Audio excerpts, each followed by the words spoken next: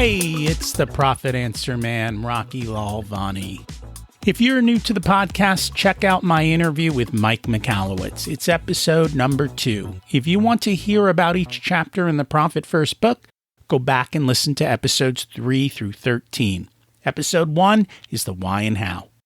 On the Profit Answer Man, we learn money mastery without all the complicated accounting mumbo-jumbo using a simple system.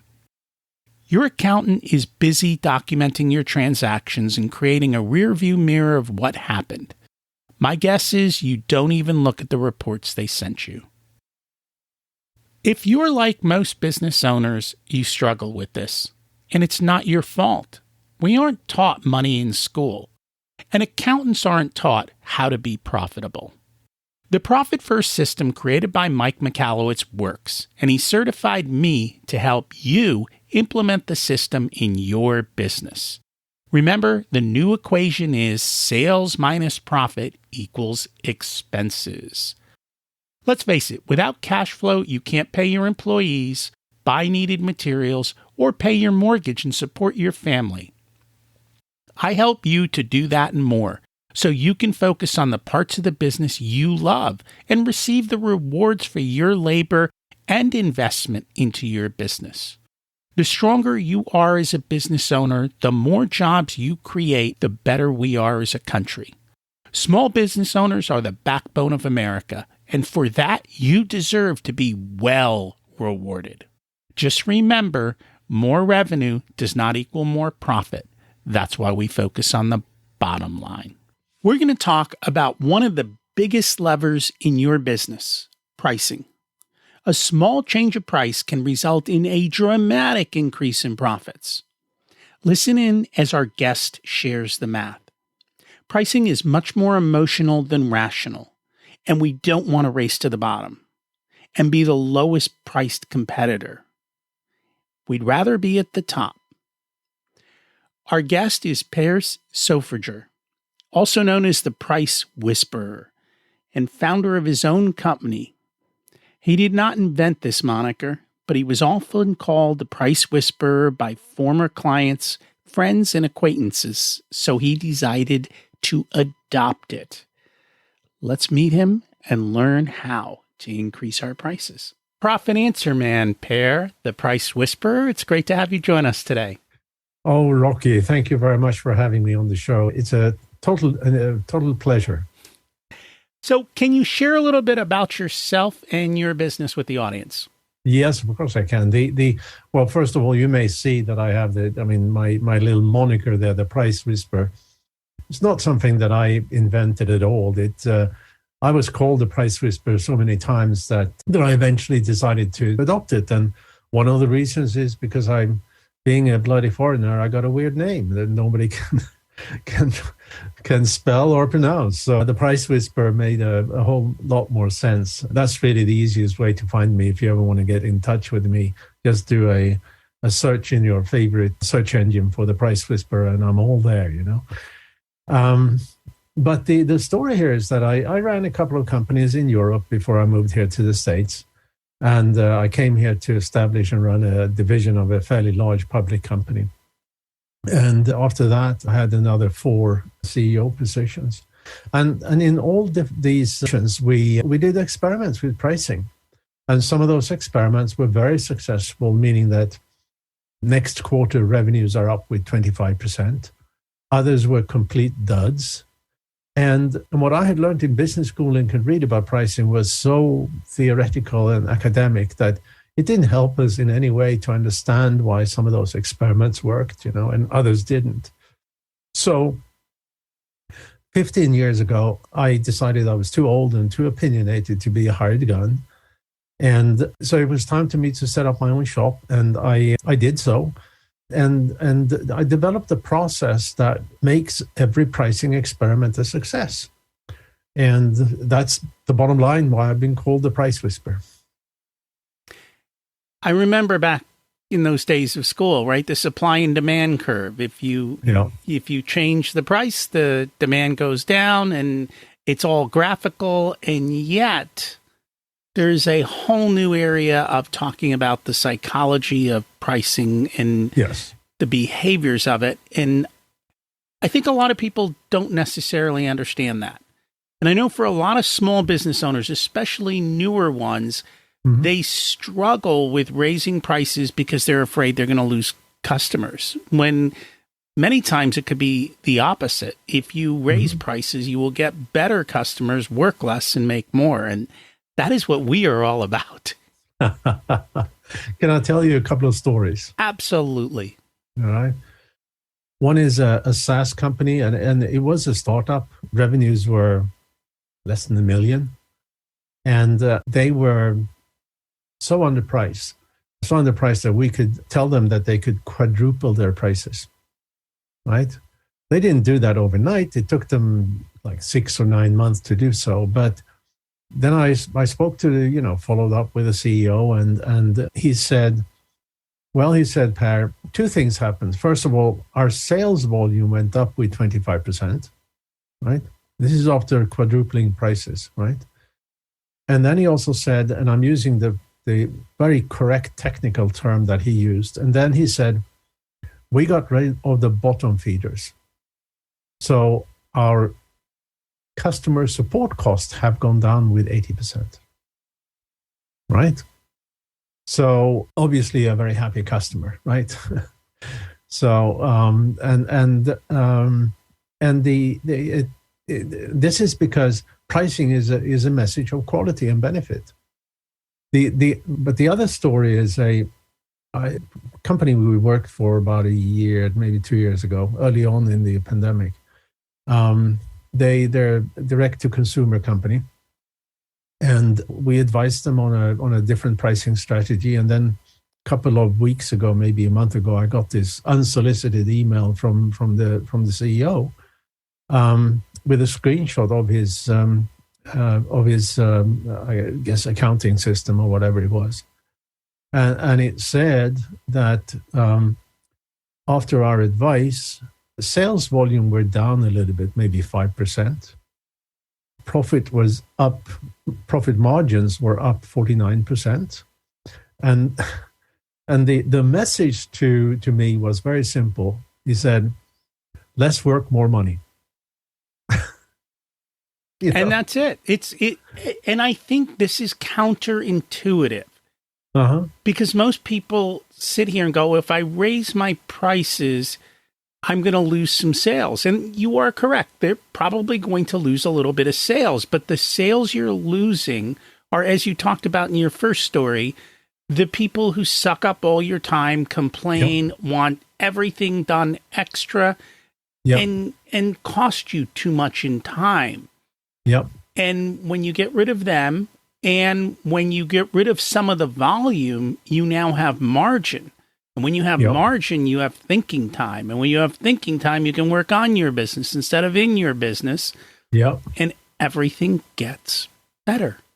Yeah. And this is this is something that we see, and it's not only small companies. I mean, earlier, a couple of months ago, we helped the company go from 200 to 250 million in 3 weeks, right? No change in sales volume, just increasing prices.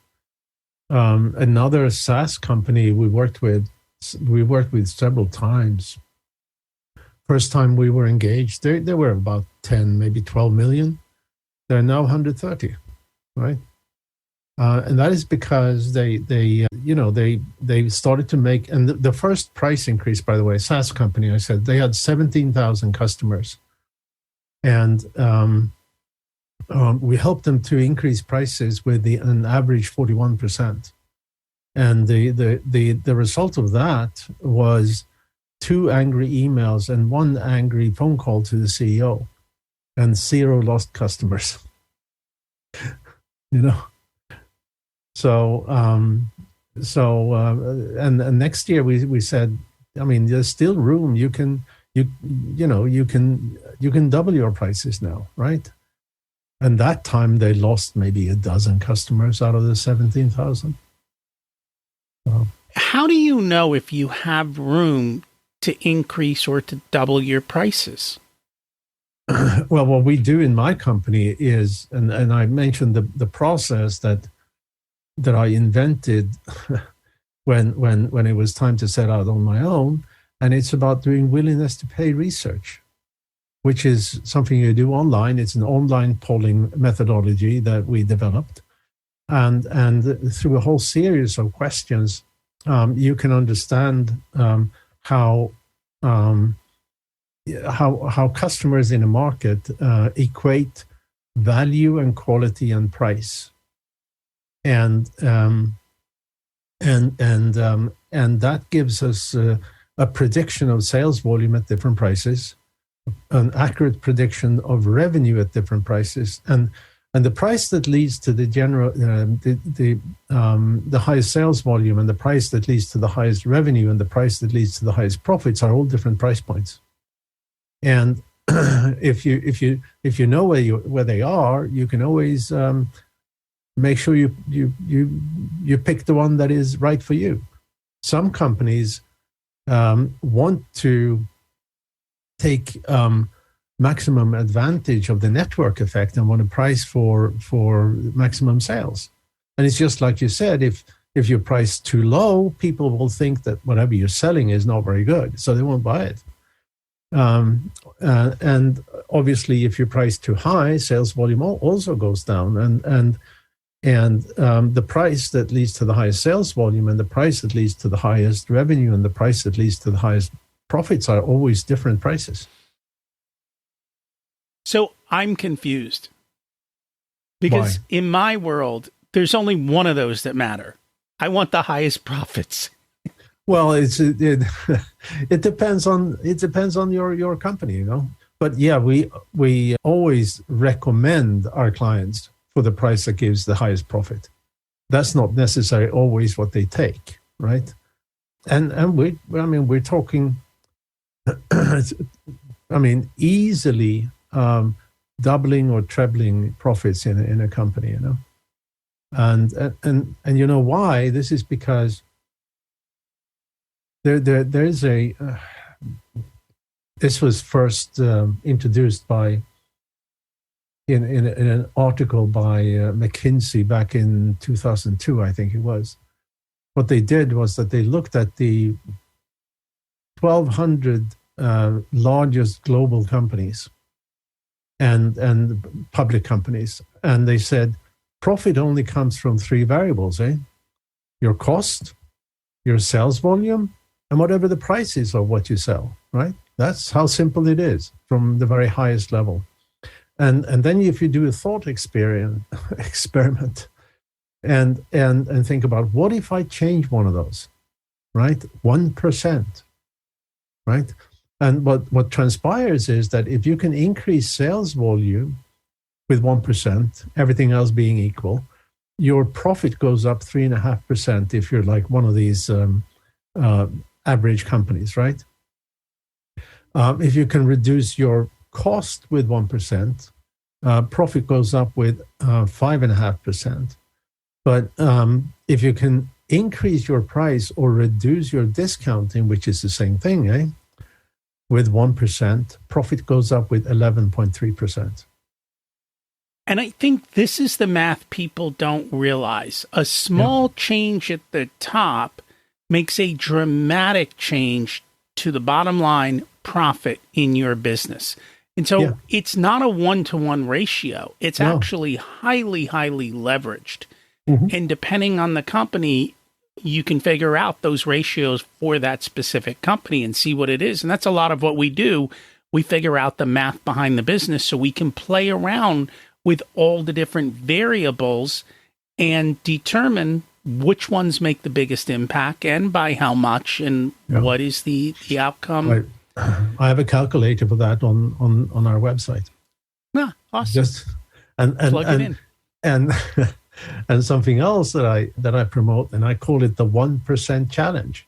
Right now, when we know how much profitability is affected by 1% change in price, the 1% challenge is very, very simple. And the challenge is, have you ever failed to change something 1%? It's not hard, right? No, it's not hard at all. Yeah. It's just say to your salespeople that no, you're not allowed to discount 15% anymore. You just can discount 10, right? And suddenly you've probably made another 50% profit. And that's massive. You got to constrain everything. In that, the whole purpose of Profit First is also constraints.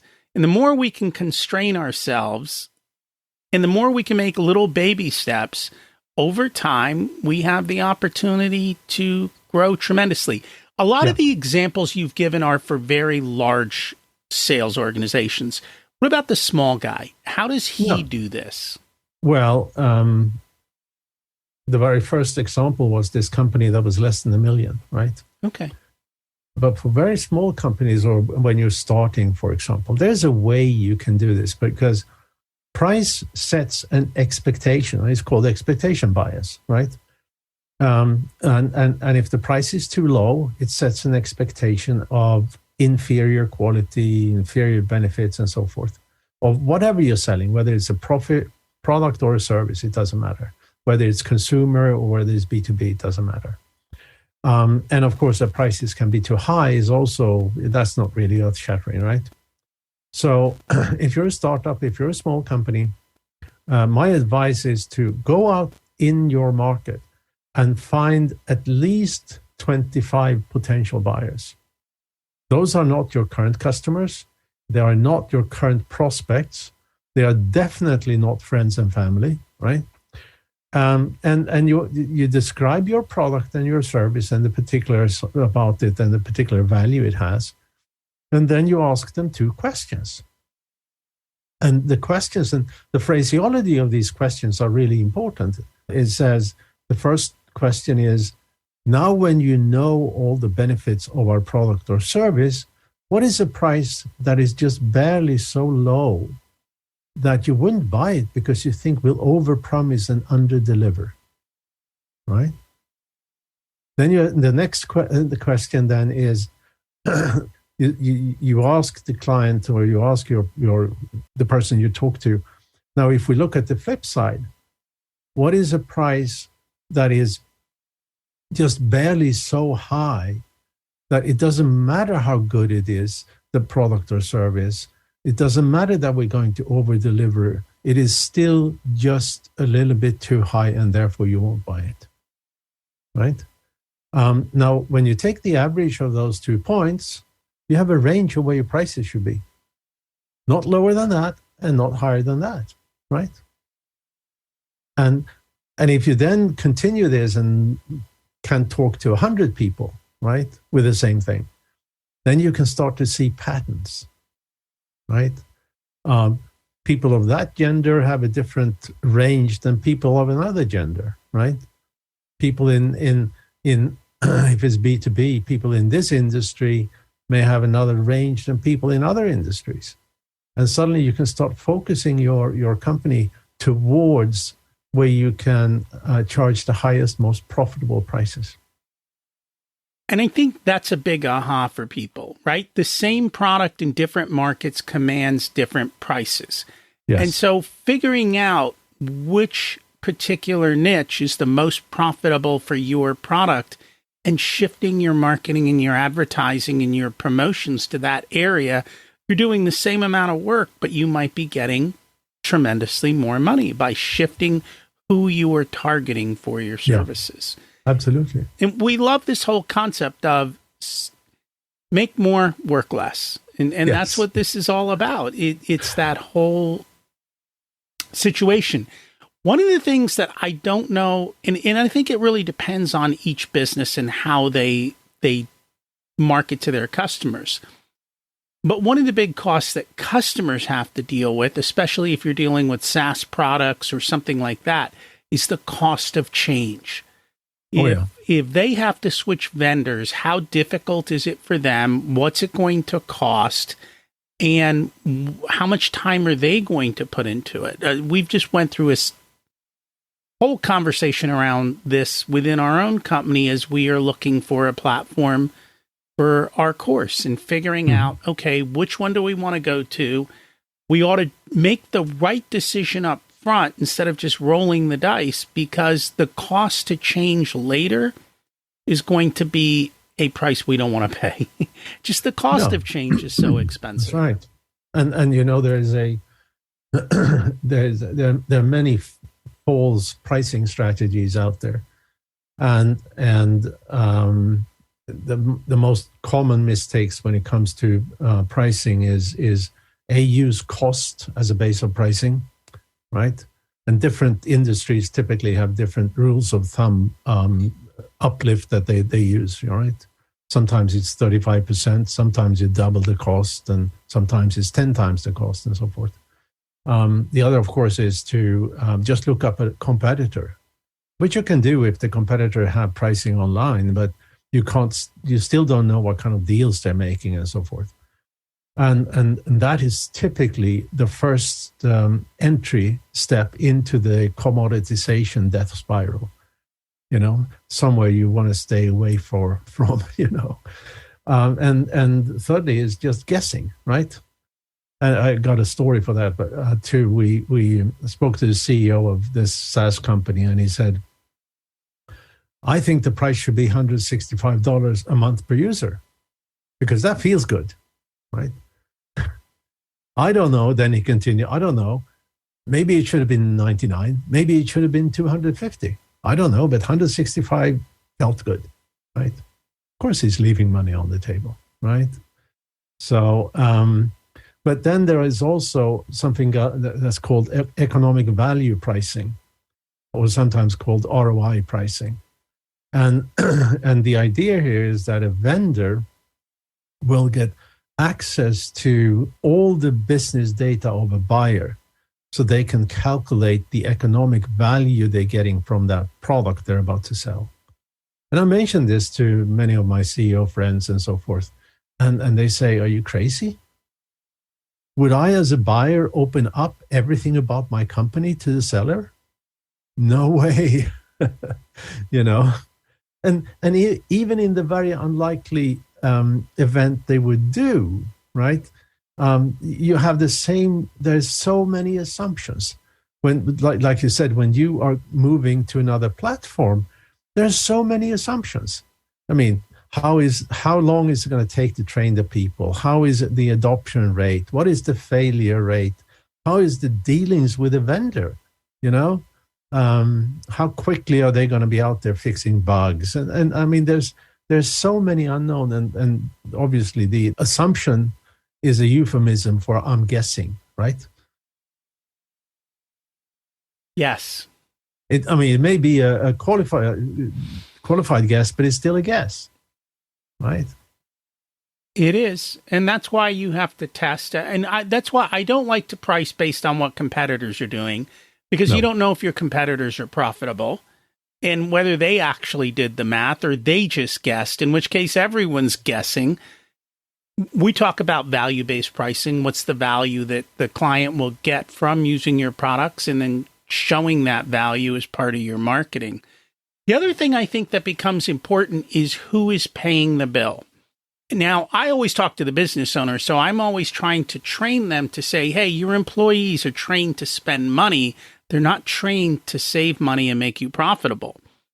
It's the same thing with your clients, right? Their employees are trained to spend money. And in those cases, price becomes, I think, less important. And the fact that you're going to make someone else's job easier, or if you're going to take away risks that they don't look bad to their company, they're not even looking at the pricing. They're not calculating that out.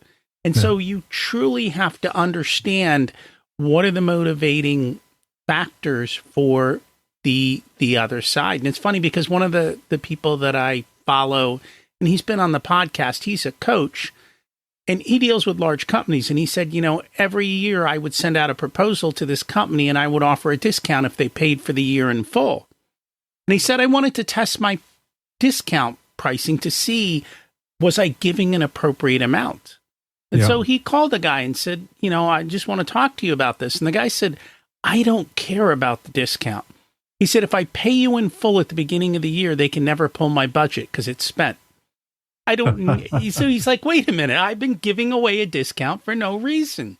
Yeah. Thinking that, because you have to think from the purchaser's perspective and who's paying the bill and how they're doing that. But that's also, especially when you say, even if you're a small company and you sell to organizations, B2B, there's often many buyers. And I mean, let's say that you're selling something in IT, right? The CIO typically wants something more effective, more stuff that adds value to the organization, right? But the IT manager, he want to know that he or she can go home early, right? So you have to have different messages for the different people in the organization, right?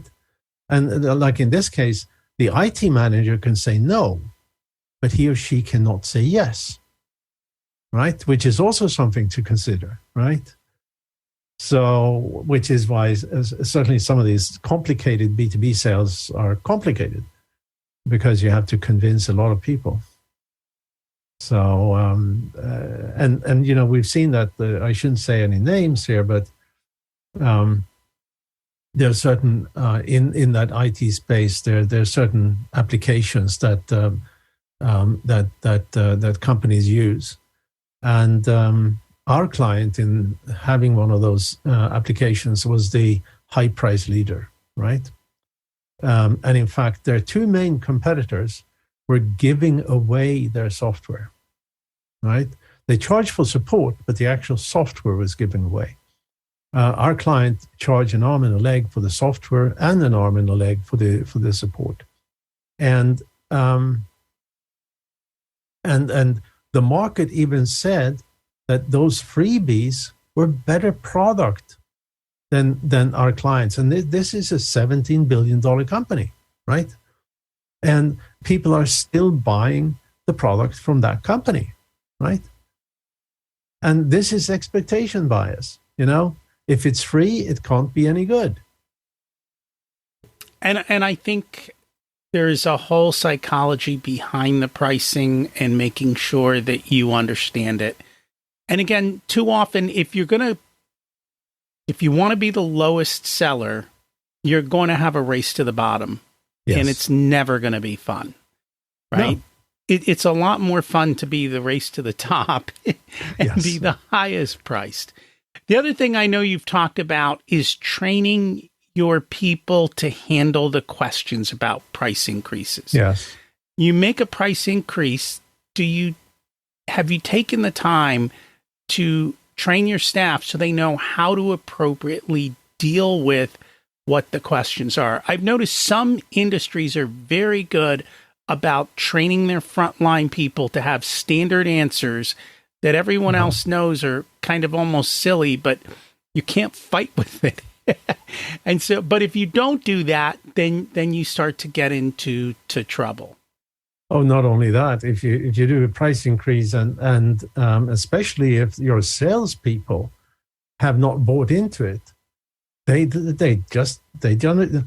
Oh, I'm sorry, I had only last year's price list with me, so that's where I took the business at that price. You know, what are you going to say as a sales manager? Are you going to fire the person? Probably not. Are you going to go back to the customer and say, I'm sorry, but we have to send out a supplementary invoice here for, 10% of the value, right?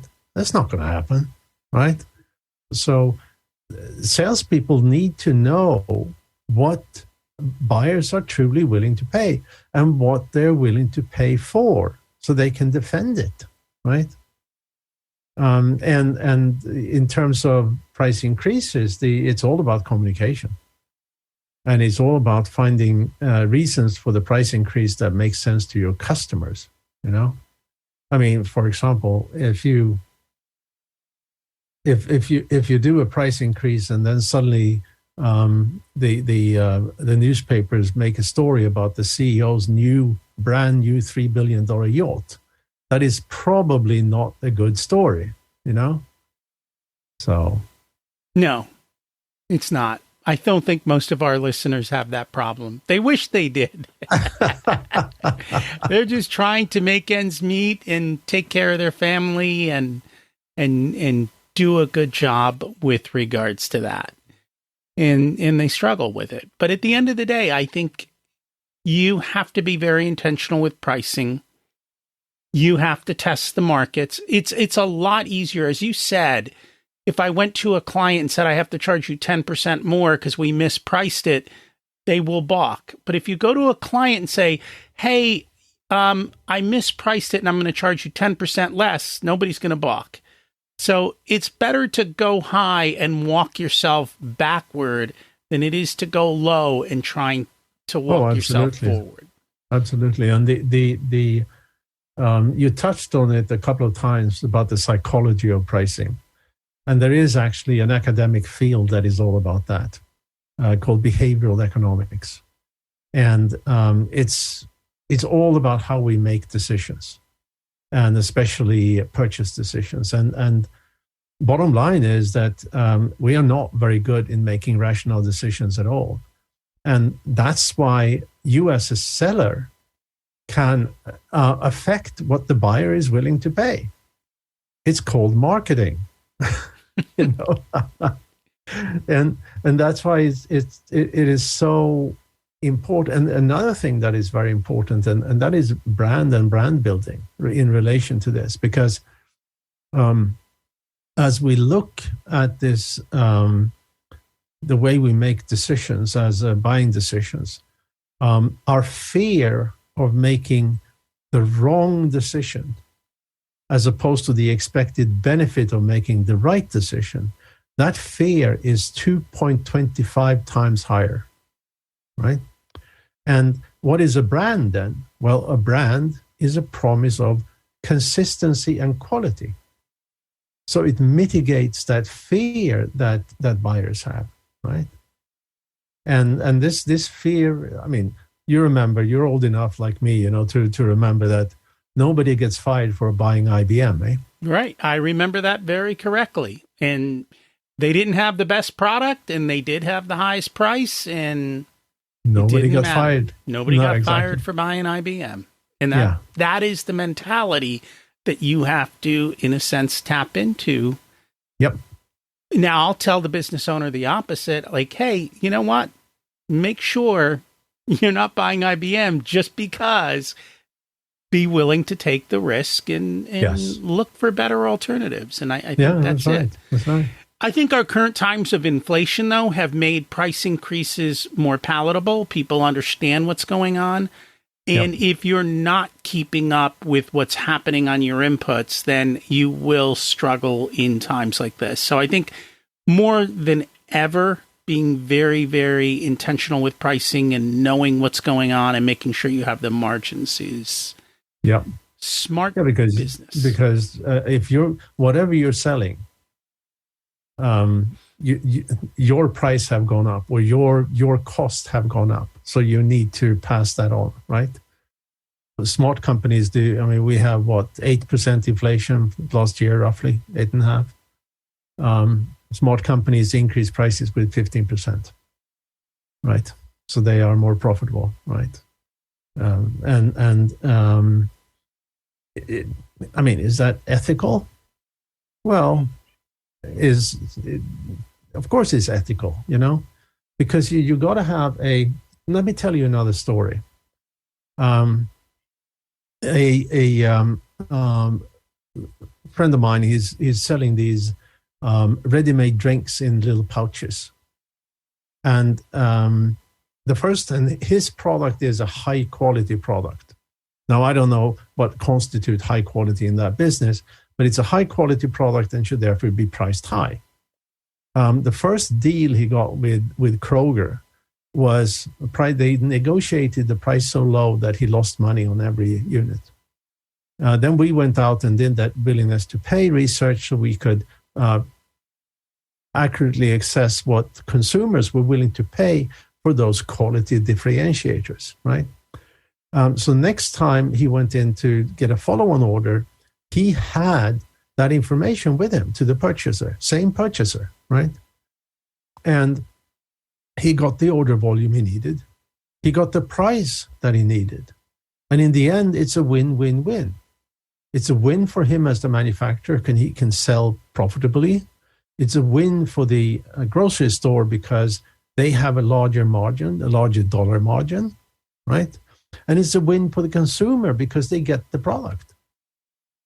Had he not had that information, he would have withdrawn the product and maybe just closed down his business.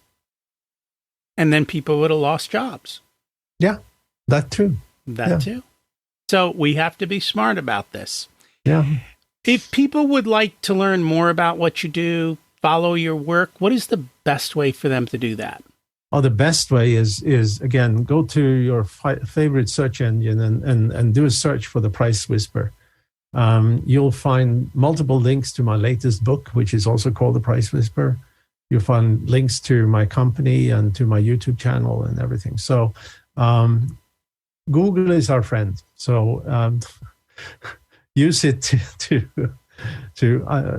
your advantage. I have not actually tried any other search engine, but maybe there are some Bing users out there, Thank you so much for joining me, and I'll put a link to your website in the show notes to make it easy for everybody. Thanks. Thank you very much, Rocky, and it's been a pleasure to be on the show. Are you ready to increase your prices? Where can you start to test and see what the markets will pay? Do you have clients that drive you crazy? Well, why not start by raising their prices? You won't be upset if they leave, and if they stay, at least you make more. At the least, you need to make sure you're covering all of your inputs. We do not want to sell unprofitable products. Think through how you came up with the pricing, and if it's time to sit down and review what you are charging. We do a lot of this in our course. We teach people how to do this because this is so important. And you can play around with the numbers and the calculators if that's of interest to you. Check it out. If you'd like for us to be a part of your profitability journey, we have different programs available ranging from do-it-yourself to one-on-one coaching. Our course, The Profit Blueprint, teaches you everything you need to know to transform your profitability. There are 3 different tiers ranging from DIY to done with you so that businesses of all sizes can get the support that's best. Join the waitlist in the show notes to get more information and be a part of the next cohort. If you want a done-for-you service, you can hire us as your Chief Profitability Officers. We only work with a handful of clients, so they all get our full attention. We work with business owners who have or are growing to $500,000 to $10 million in revenue. You can use the scheduling link in the show notes to get on our calendar for a good fit conversation to see if we're the right people to support you. This episode of the Profit Answer Man podcast is brought to you by SMBpodcastnetwork.com. The network is a collection of podcasts and shows from around the internet which focus on bringing you interviews with amazing guests who share actionable advice, ideas, and information for small and medium-sized business owners and entrepreneurs. Visit www.smbpodcastnetwork.com to find more great shows and easily subscribe to be notified of new episodes. It's a great way to discover quality content. If you've discovered us via the network, then I hope you enjoy today's show and will consider subscribing directly so you never miss our episodes. Don't forget to check out my other podcast, Richer Soul, where we talk about life beyond money and how to live that ultimate life and become a better leader in your company. As we close out, let's repeat the mantra. Revenue is vanity, profit is sanity, and cash is king. Have an abundant and profitable week.